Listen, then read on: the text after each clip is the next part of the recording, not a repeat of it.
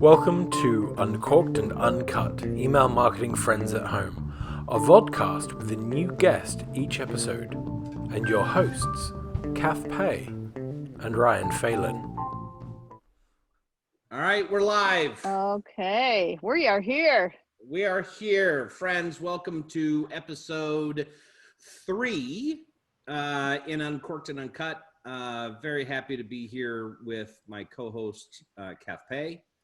Last week we talked to Skip Fedora. A week before we talked to Kate Creamer. And this week we have the distinct honor of talking to a good friend of ours, Karen Talavera, who is going to tell us where she's broadcasting from. Clearly, it's not her backyard because people are walking through her backyard, if that's it. But really excited to have her here today. She has been a legend in the community for as long as I've been in it and way before that. And somebody that I've looked up to and admired in everything she's done for her entire career. And so lucky to have her join us today. So Karen, thank you for joining us and welcome to the show. Oh my gosh, thank you. I am humbled and happy to be here. And I wish this was my backyard. I'm actually coming from one of my favorite places in South Florida called the Murakami Gardens. It's a Japanese garden and a super zen place to hang out. And they just finally opened up. So very nice. Yeah. Very nice. And so you're on a public path. So if viewers are looking and wonder who these people are, they're just people walking on the trail. They'll wave. We won't give them credit, but we'll laugh. And the reason why you chose this place is because you're very outdoorsy, aren't you? I mean, we're both Ryan and I are friends with you on Facebook, and you're always posting a video or photo of you at the beach, or you're hiking or something like that. So you love the outdoors, don't you? Yeah, that's 100% right. And I have since I was a kid, but I've had 15 years now in Florida. It's pretty impossible not to love it when you're living in a place like this. So I try to get out every chance I get. I'm actually going stand-up paddleboarding later today. Too bad that wouldn't have worked for this interview, but I don't think anyone wants to see me potentially fall off a board. You know what? That would have kept people riveted through the whole vidcast. I mean, it's like watching a car race, having them all go around, waiting for somebody to crash. Have you ever paddleboarding before? I'm sorry. Did you say you've never been, or? Have you? I have several times, and I just finally invested in my own board. It's an inflatable. Thank you, Costco. So it's going to be able to go with me far and wide. And then I went on a wild goose chase looking for an electric pump that would inflate this thing off of my car battery. Well, thanks to South Florida being like a marine center of the country, I went to a boat store, a big marine supply store, West Marine. Yeah. And they had it because this inflatable pump came with like a hand pump, a manual. By the time you blew the thing up, you were too tired to go anywhere. At least I was. So I was like, yeah, I got to find a workaround for this. So mission accomplished, but I guess I'm still missing the GoPro, which would maybe make a paddleboard live interview possible. Yeah. Short of that, I don't know. Good. That's cool. Well, you're not drinking this morning, but both Kath and I are drinking for you. So. Oh, please do. Yeah. The all I've got is, a bottle of water here because I will probably dehydrate soon enough. So. That's right. Comes with the territory. It's hot down there now, isn't it? It's like 160 or something. Yeah, we're not quite at, the hellish temperatures yet. Today we're getting sort of like April temps. So this worked out perfectly. Yeah. I think we're only getting into the mid 80s today. So got a little break. God. Yeah. So question for you. You and Kath mentioned this, and I look at your posts whenever you post because I'm in a semi-quarantine kind of a thing going on here. So you post things along the beach and I'm just like, I have to watch this for hours. But how do you balance work and life and all that stuff? I mean, you are outside all the time. There was a quote that you had on your Facebook page that says, if there's a beach, I'll stroll it. If there's a trail, I'll hike it. If there's a paradise, I'll find it. The world is out there. Explore your corner. So help us understand, how do you manage work and life and all that stuff? I mean, you are out there all the time, both in the industry and everywhere else. Well, I've had a lot of practice doing it. So I'm coming up on 17 years of self-employment, I think. Oh my God. God. And most of that, and Kathy, you can relate, a lot of people can relate, most of that is, or was, while I had a daughter that I was raising and was married. So the balancing act, is something I learned from the beginning. When I started self-employment, my daughter was, gosh, I don't know, like in kindergarten or something. So it was constant schedule balancing. But I mean, really, I got to credit my environment. So like I said, 15 years living in South Florida. Before that, Chicago, the difference being I'm 10 minutes away from nature. I mean, it's literally outside my door. Yeah.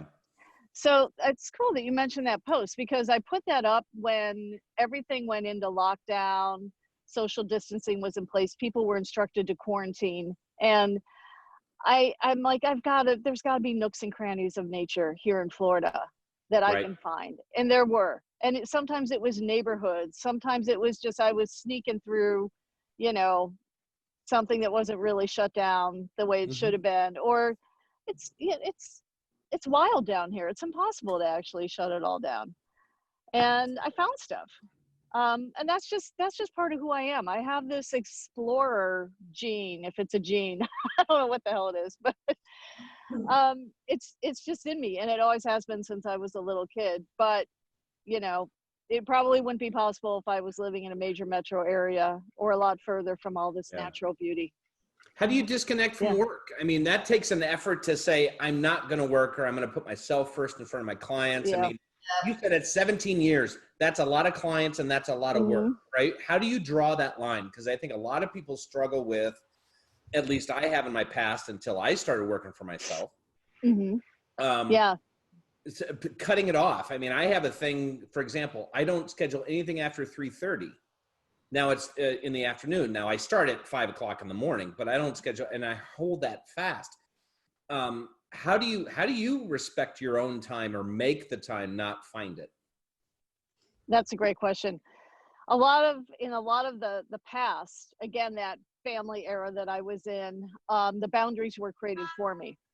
So, it was, you had to get up at a certain time to get the kid off to school, and, you had to go pick them up or at a certain time, or, anyone with kids, whatever. There were activities to schedule around. So I got used to that, and it helped me create better time boundaries voluntarily. So, that era of my life ended a couple years back when my daughter grew up, went to college, and, I became single. So then it was like, wow, I could do what I want when I want. Do I really want to be working at 2 a.m.? Do I really want to be, like, missing the prime nature time of a great morning or a great evening or what have you? So I guess I would say, I already had a lot of practice from when boundaries were set for me that served me well going forward. The challenge I think both of you can relate to is the change in cadence that you experience when, we all go to these conferences, or we did before this year. Right. And we'd be on the road for a stretch. Or we'd be on site at a client, kind of back in the traditional work world, fully immersed, sort of 9 to 5, with everybody eating breakfast, lunch, and dinner at the same time, or, really traditional schedules. And then, so I call it going from like 0 to 60 and back again. You're in that, or you're at a conference where it's nonstop interaction, talking all day, and you're surrounded by people. And then you come home and you're completely isolated, alone, and left to your own devices. So I, a couple of years ago, started to not really like those swings between the total immersion and almost to a point of overwhelm, and then, the isolation. So I joined a co-work community a year ago that has just been fantastic. And there's a ton of those popping up around the country. Yeah. I'm lucky to have a great one that attracts a lot of tech and entrepreneurial people. That's great. So that's just an office that you go to where other people are working from. Is that right? Yeah, it is. And so, I still have to have the discipline to go in there, but the getting to know the people, and it really is a community. It's much more than just a place where, you can get a membership and office space and internet, which is what all of them have. We're trying to create connections between creators and collaborators. And there are some emerging business opportunities that have come from this because several of us are in digital marketing. Right. Others are in startups. There's an accelerator program that happens to be tied to this. So, it lends itself to people forming social connections, business connections, and it helps me kind of blend the self-employment, the freedom of the self-employment, work from home lifestyle with a little more of the discipline of kind of the corporate office world. And, I'll go in there 3 or 4 days a week. Probably not get into that space till about 10 a.m. Stay till, 5 or 6. So depending on what I have going in any given day, if it's a lot of, oh boy, if it's a lot of phone calls or there goes my stand. If it's phone calls or client calls or something where I'm going to need a lot of privacy, I might choose to work from home. But when I need or want the interaction with other people, I have it. Yeah. And they're also Which really, is really nice. good too, because this is a lot of the, in my discussions with people, you tend to fit into one or the other when you're working at home. So you're either, you don't know when to stop, or you find it very hard to actually start, right? Yes. There's always stuff to be doing around the house. Yeah. And some people, and the majority I've spoken to, they say, I can't work from home. I need the discipline of going into the office and sort of being focused. Mine has always been, I don't know when to stop. And so when I'm working from an office, it's like you're there, you're working, everything's all fine and dandy, and then you look up and you go, there's no one else here. And then you realize, so it's time for me to go home. So I always use that as a, and because of that got me into the discipline now of being able to identify, okay, do you know what, this is stopping time now. Because one of the things I'm so envious about you, and I need to know the details. So you posted on Facebook, we haven't talked about this yet. You're heading up to Breckenridge for 3 months. I am. I'm so jealous. So jealous. Seriously, Breckenridge is so beautiful. I went there for the first time a couple of years back. So you're going to be, is it just 100% holiday, or will you be working and also then hiking, doing bits and pieces here and then? How's that going to work? This is my experiment in reverse snowbird seasonal living, as I'm calling it. So I wish it was all holiday. It's not. My business is portable because it's me, so it can go where I go. Yeah. So I will still be working, but instead of weekends at, the beach or socializing or whatever I would normally be doing in Florida, I will very likely be on a trail. I hope to be hiking every weekend. It's so interesting. You said Kate Creamer was one of your interviews so far, and she lived in Boulder until she relocated, right? So I was trying to do this Colorado thing last summer and was talking to her quite a bit about hiking. And she said, oh, if you come out, we'll definitely do some 14ers, which are the mountains that are over 14,000 feet. Colorado has like 50 of them. Yeah. So I'm a little bummed that she's not going to be there, but she definitely gave me some great intel. So anyway, it's just taking my life on the road because I can, because okay. I don't know what that is. I'll pause so you can cut that out later. Oh my God. All right. It's okay. Holy crap. I don't even know what that was, but weird. So I'll pick up about Colorado. Yeah. So this kind of, I mean, obviously South Florida is known for its snowbirds, right? So the people that just come during the typical winter in the Northern Hemisphere. Yeah. And then they go, you know, live their life wherever in the Northeast or in the Midwest or whatnot. There is this other concept emerging of people that want, like me, that want the best of two different types of climate zones. We want the ocean and the mountains, and we don't want to move to California and pay 10% state income tax to get it, and everything else that comes with living in California. So I'm seeing more and more people that are home basing in Florida, and maybe they have to because they have to be there for the school year.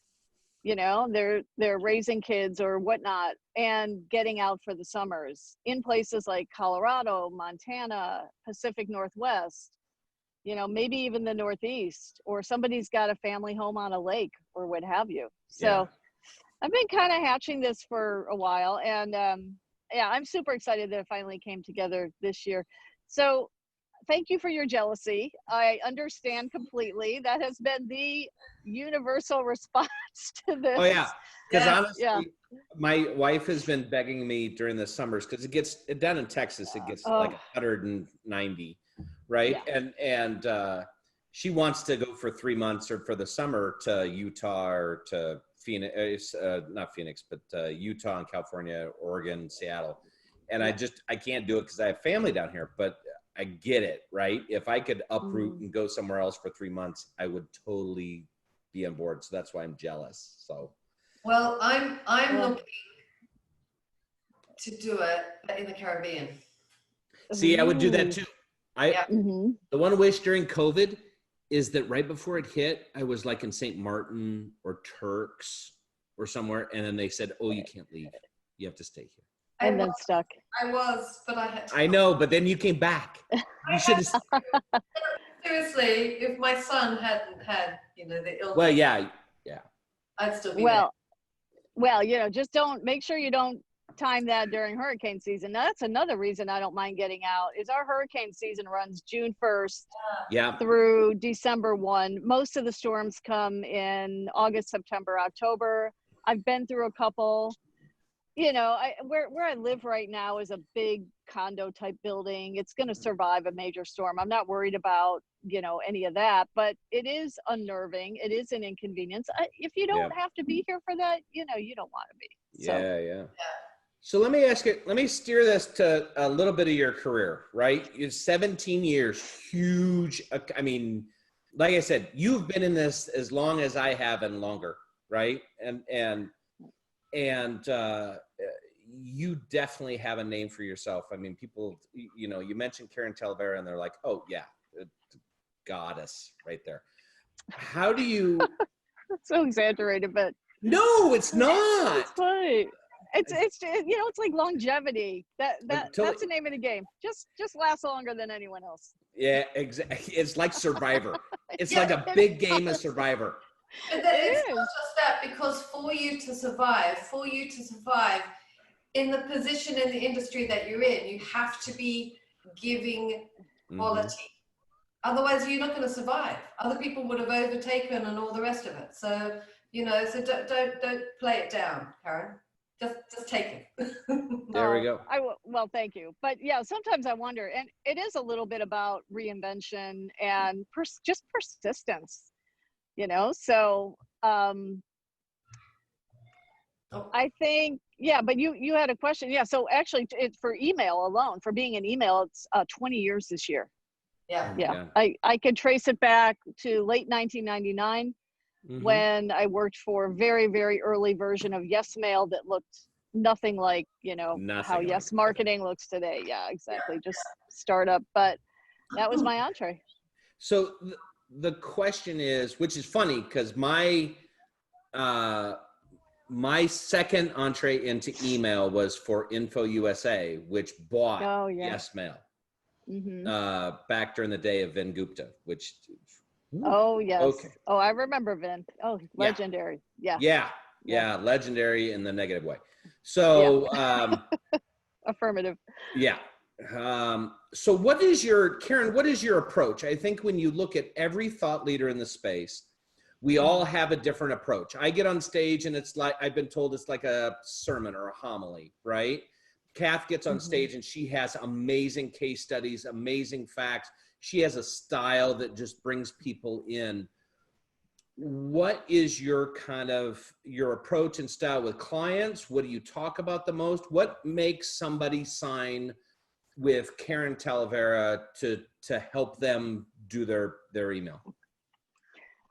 I think it's a little bit of show and tell combined with practicality, tactics, and connecting patterns for people, allowing them to see what's possible and helping them understand what it's a question of people don't know what they don't know.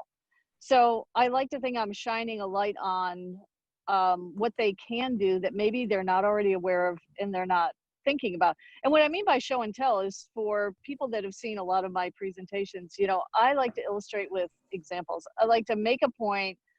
I like to back it up with the rationale, for why should you do it. And my God.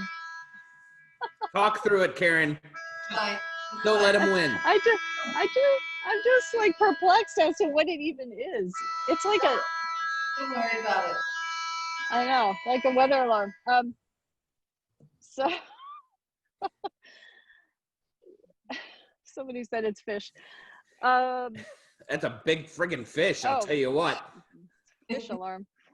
So yeah, so the illustrating with examples, letting people know, visually what's possible, how to actually get. So I like to show them how to get done what they can be doing and often are not doing, or what they should be doing and haven't gotten around to, and what it looks like when it's done successfully.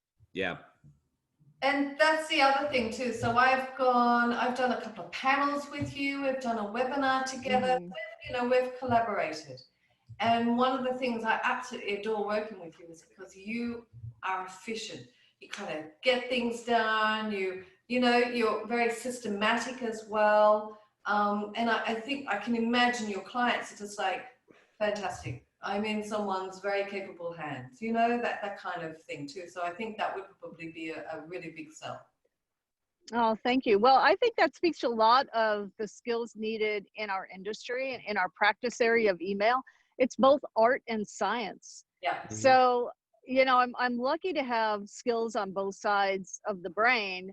I'm not a creative by definition. I'm not a coder, designer, kind of visionary person, but I have enough of the art, and I have a lot of the science and a huge background in data-driven marketing and a mind for detail, which is where, I've said it a million times, you guys have probably said it, the devil is in the details with email. Yeah. Not just from a data analytics standpoint, but from a technology standpoint. So, just being able to marry those two is an asset for anyone. So, we've talked about your longevity in the industry, and we know that we've all been in the industry for many, many years, right? Mm-hmm. And we've seen people come and go, but you're still here. Ryan's still here. I'm still here. What is it that has kept you here? What is it that you wake up and you just go, yeah, email, this is it. Why haven't you gone over to social or just digital marketing or e-commerce or somewhere else? Why are you still here? Well, e-com, I would say, is sort of my second love, but because email has proven itself, it's stood the test of time, and it keeps delivering. It's just this quality over quantity. It's not the bright, shiny object in the room. It's not social, it's not mobile, it's not whatever latest social media platform is emerging or the latest flash in the pan trend. I guess part of why I love it is I think I don't want to make this just about, money or economics, but it actually delivers bottom line results for any company using it, whether they are e-commerce enabled and they can direct sell, whether they're DTC or they're just using it for, biz dev and sales prospecting. It just keeps delivering and making sense. And it's like a hard return on investment, versus a soft or a fuzzy advertising channel. And not Yeah. that those soft or fuzzy or even traditional mass media channels aren't needed to build brand awareness and, you know, direct attention and all of that. They are, and they do their job very well. But email is just so, you know, where the rubber meets the road, practical, bottom line, and consistent performer in marketing. Yeah. So I guess that, you know, appeals to the practical side, you know, of me. And there's a lot that we can control and a lot that we can influence in email that makes an immediate, significant impact. And that's very fulfilling. Yeah. So sort of building upon that then, and going back into what, you know, Ryan had asked you previously, what, and you and I have done a panel on this, remember? We did this in Vegas. Yeah. What advice would you give to a budding entrepreneur? So someone who has said, you know, email's good, you know, everything that you have just said, they completely and utterly agree with, but they're feeling constrained, or maybe they want to have the lifestyle that you have achieved. What is it that you would give to them? What advice? Just one piece, key advice that you would give to them. Get really clear on what it is you truly want. What, you know, whether it is the lifestyle that's your most important thing, whether it's a certain career trajectory, whether or whether it is perhaps to build something, and in the spirit of true entrepreneurship, you know, create a company, grow a company, because each of those paths is going to require very, very different levels of commitment and provide different advantages. So from the beginning, I was pretty clear on what I wanted. I wanted better work-life balance. I wanted time flexibility and freedom. I wanted to see my kid grow up. I wanted to be able to travel and live in a variety of different places and not be tied to a certain city or geographic area for a career. And I got it. But yeah, I didn't build an empire. That wasn't my intention. Oh, Yeah. And So, I think, yeah. Go ahead, Kath. No. I think that is in all the entrepreneurs that I've worked with, both in the startup world or in just the industry, right? One of the things that I've found, and people have written about this, and I've talked about this, is if you're a true entrepreneur, if you really got your stuff, if you're a good marketer, if you're a good executive, your goal is already defined. You already see yourself in the future position. You're waiting for everybody else to catch up to you. But you know exactly what you want, how you're going to define yourself, and you've left everybody to follow you instead of this thought process of, I want to get there one day. Yeah. Right. And I think you have been great and I think everybody that has gone out on their own, and this is me, this is Kath, this is you, this is everybody that's gone on their own, has done so for work-life balance, has done so because they want to have the freedom to do their own thing, that don't want to have to work for a huge company, that can, and this industry is fantastic about, look at all the people that are independent businesses that are the thought leaders of the industry, that are people that are steering this industry in the right way. It's unlike any other industry in the world. So you really don't lose anything by working for yourself. You actually gain the independence. And I never knew this until John Caldwell finally convinced me to do it. And it's an amazing thing. And you have been just an example, as well as Kath. I mean, when I thought about going out on my own, I looked at you guys and was like, well, these guys made it. I can do this. And you know, not to simplify it, but you guys have done it in style. And I'm like, if I'm even a tenth of these two, then I am golden, right? And so the question to you is where do you see your future? What is the next 5 years look like for Karen? Is it just living the dream, or is it, you know, what is, I mean, you're living with your daughter right now still, right? Is she still at home? She's about to fly the coop. She kind of Is goes she? back and forth between me and her dad, but yeah, she's a college grad working and just trying to figure out, what when she wants to be on her own. So Right. yeah, So what I mean, for but you? she's What are you independent. doing? What are you doing? What's your thought on the future? On the future, well, I would still like to build my business to, you know, I'd still like to grow it. Now, I don't want to grow. I've intentionally chosen not to grow into an agency model, but I could handle more clientele and easily outsource if needed. So there's still some growth potential for me before I max out in kind of the consulting or consultancy business model. Right. But honestly, I mean, where I'm really called is, I've got a side hustle that I would like to be the second career, which is spiritual life coaching. And a lot of people in the industry don't know that side of me. They might know a little bit of that side, but my journey has been so unexpected and started out so conventional and went completely, in a direction I didn't anticipate. And my own exploration into spirituality and what I've learned from that has taken me down some super interesting roads and just completely shifted my belief system, completely shifted how I think about life, why I think we're here, what I think we're here to do. That's what lights me up, and that's what excites me, and being able to share that with others or bring that to others who are going through transition, change, turmoil, struggle, which we all are going to hit eventually. So for those of us, fully in midlife, or at least over 40, if I had to qualify it with an age, I would say, life is a great leveler. If you last long enough, and the big questions are probably going to come up, or something is going to happen that's going to be a choice point for people. And these are also opportunities, but so often we just see them as a setback or a tragedy or some kind of egoic loss of a dream, when really I think they are just lessons unfolding for us. Yeah.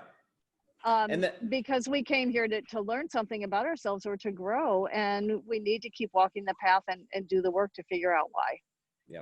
And that's one thing you and I have in common, and I've been wanting to reach out to you, and I probably will, because you're down this journey, but I studied to be a Catholic priest. Oh, right. And so yeah, spirituality, I knew that. for me is a big thing, and that whole discussion. So I think that depth, I mean, that's why Kath and I started this friggin' thing, is to unlock what people are really like behind the stage, right? Behind the curtain, and what makes them tick. And to say that, yeah, you can be great in email marketing. You can be up on stage half a dozen times, and you can be behind a column, but there is something that makes all of us tick, and all of us stay fresh, and all of us stay balanced, right? Yeah. And I mean, I think, a great metaphor for life on earth is a school. Some people say this is the school planet. This is the hospital planet. We're here to grow. We're here to learn. We're here to heal. We're probably going to do all of those things while we're here. But, Right. You think a lot more about what legacy do you want to leave? So, I've been coaching and advising in the marketing world for over a decade. I know how to do that in general. And I'd still like to keep doing that, as long as that's a viable business for me and I remain interested and passionate about it. If I had to steer the business into a different direction or evolve it, I guess, the next edge would be just tying kind of back to true data-driven marketing, really taking data science more into the strategy that I bring to clients. I mean, we have so much great AI, machine learning technology. We have so much data. We have the tools to be able to do this. We have more raw materials than we ever had. That I think it's not just about email as a channel. It's about data-driven digital, and really the intelligent use of that and a mindset shift toward that. Yeah, I've been saying for about 10 years now, I've got a phrase. I say, let's bring marketing back into email marketing, because we're being too focused, on the wrong things. So we need to get Yeah. those marketing skills, and that is understanding how we can be using the data. That means understand and basically learning all the things that you do learn about, you know, with marketing, and you learn about the consumers, and getting us focused more on the consumer, which of course means looking at the data. So yeah, totally experience. Yeah. Yeah. But I'm going to keep doing what I'm doing. I'm going to build, you know, that side business. I want to exercise some more creative muscle in terms of content production for, you know, the life coaching, and, you know, do some more blogging and things like that. And then just keep adventuring. So I guess the next 5 years is hopefully growth and exploration on both fronts, and really kind of figuring out, yeah, I don't know if I'm ever gonna shake the wanderlust that I have. I've been kind of, you know, I'll kind of wrap by saying, well, first I'll do my best to flood Facebook and Instagram with way too many pictures of trails and hikes and nature. For anybody who's craving that or is not going to be able to get it, please live vicariously if you wish, until you cannot stand anymore and you need to unfriend me, and I will understand.